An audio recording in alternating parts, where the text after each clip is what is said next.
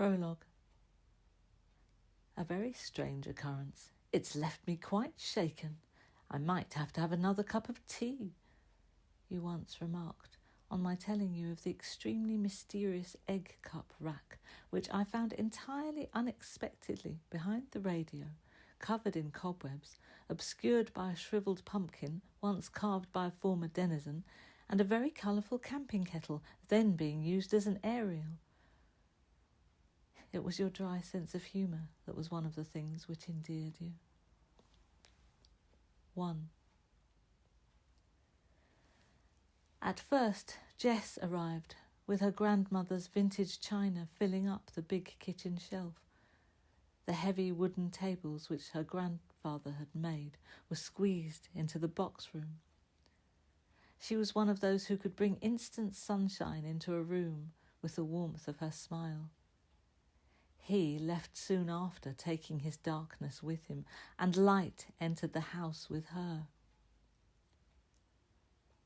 Regarding the other room then available, she said, "I've got this friend. We used to be at uni together. We're best mates, and we always had this kind of dream." She used the words in inverted commas. It was just a way of explaining, after all. "That one day we'd live in the same house. So we agreed to meet the person. And he turned out to be you. When we met, your manners would strike almost anyone favourably. Your mother's friends always used to remark upon it. 'What a nice young man,' they would exclaim. So we said yes, and a year of summer unfolded. Because you two old friends living next door to each other in a pleasant building, it takes a while for the medieval charms to wear off and for the medieval inconveniences to start to annoy. You two old friends were forever chatting and laughing. We would hear the laughter through the ceiling, and you both would come to house parties, adding your share of good humour and fun. How you made me laugh. I remember it as a rosy sort of a year. But then Jess left, getting a job elsewhere, with the words, 'But I leave you him,' as if you were a gift. 2. Which, in an odd sort of way, and as it turned out, you were. For the first 2 or 3 years, you struck me as someone who could have been a professional in the diplomatic service. That and your remarkable paintings were the chief of your gifts which always struck me the most. You were so courteous, so very correct, but in a good way, and so even-tempered, so level. There was no drama, no conflict to endure. While you were there, for ages, it seemed as if there was an island of sanity for the house to draw upon. Oh, it wasn't that we were similar. We really weren't. I mean, we all had a few things in common, but not an awful lot. We were very different people, with often different mores, and certainly different prejudices and preferences. Yet there was a civilised and mostly relaxed ease and toleration which existed, that somehow mitigated even quite sharp issues of disagreement. We just steered our way around them, especially once we all knew roughly where they were. I knew it before, really, but you truly illustrated what it meant, the thing about it being a different skill to be able to live with someone, or to be their friend. There were friends I loved dearly, but it wouldn't have worked out all living in the same house. All of us could say the same. And so we were fellow household members, without any need to ever wonder if we were friends or be offended if the other declined the offer of an object or an invitation to somewhere. For some years it was so relaxed that I came to view you as a friend, even though I knew perfectly well that you probably didn't think the same of me. You used to talk of your ex-landlord as a kind of friend, but I think you knew him before you lived with him. I was never sure, except that when you left, you never saw him. 3. There were many instances, many moments, but it's perhaps your unexpected and unusual big acts of kindness which became centerpieces when I tried to describe you to others. The time we had been away for weeks, and after doing mock-ups of the kitchen and me finally deciding on a lovely lime green for the cob wall which needed repainting, and you had finished it while we were gone.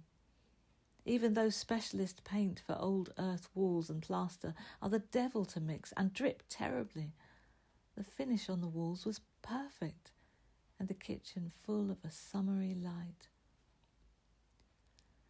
Again, when the upstairs laughingstock that was the bathroom, that 1970s mess of mismatched nightmare with its hideous pink floral lino floor, avocado sink, yellow bath and beige loo, was at long last replaced to universal relief once we had chosen a fresh ocean turquoise, you wouldn't even let us see it until it passed minimum perfection in your eyes. It was like the wait for the unveiling of the Sistine Chapel. And what a treat when we finally opened the door to the coordinated and dazzling blue-green of the now cheerful room. You had made painting and decorating, even just with wall paints, into a masterpiece. I could hardly express my gratitude. 4. But it was more important that when there was some crisis, you were often, not always, but often there, being helpful, being supportive. And to our amazement, when we rescued the hunting dog with a violent past from being killed, when he came to live here, knowing you were a cat person, we were worried. Yet of everyone, in a way, you got the hang of him first.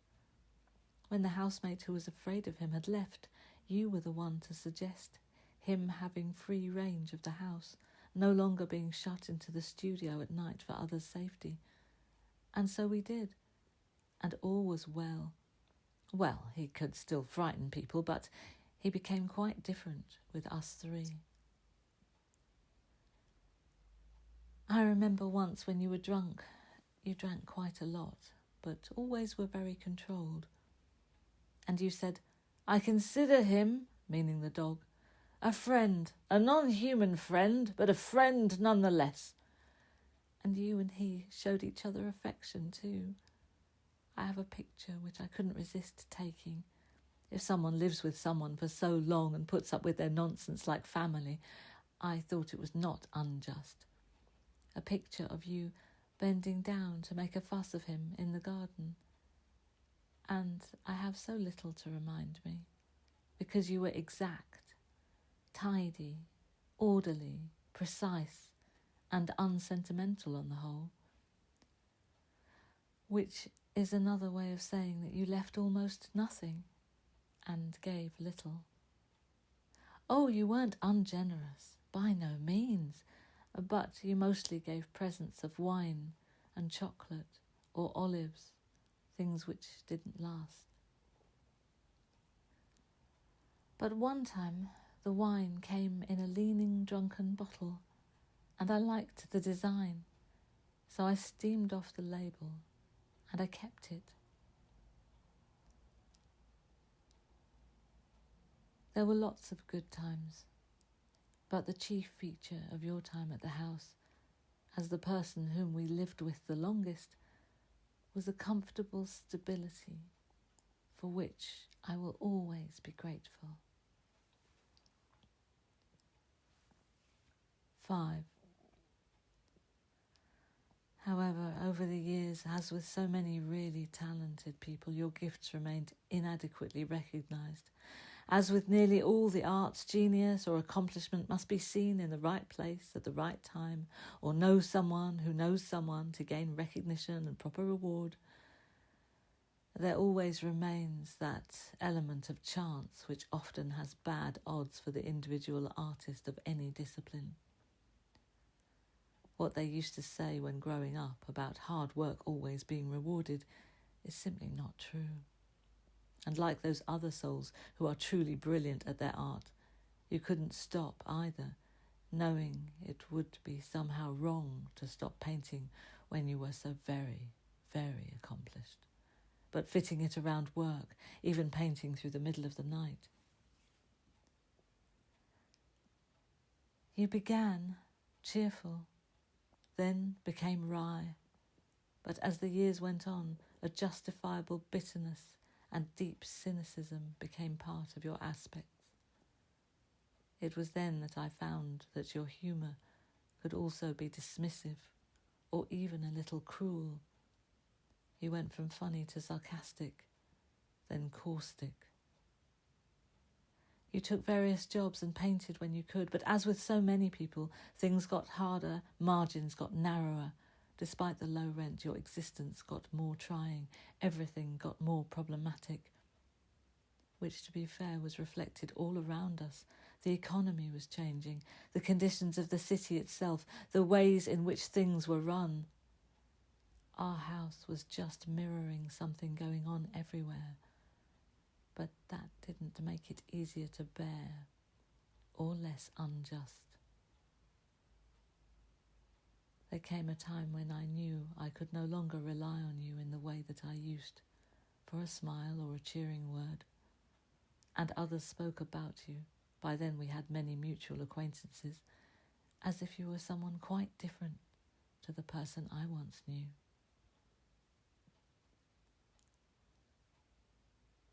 Six.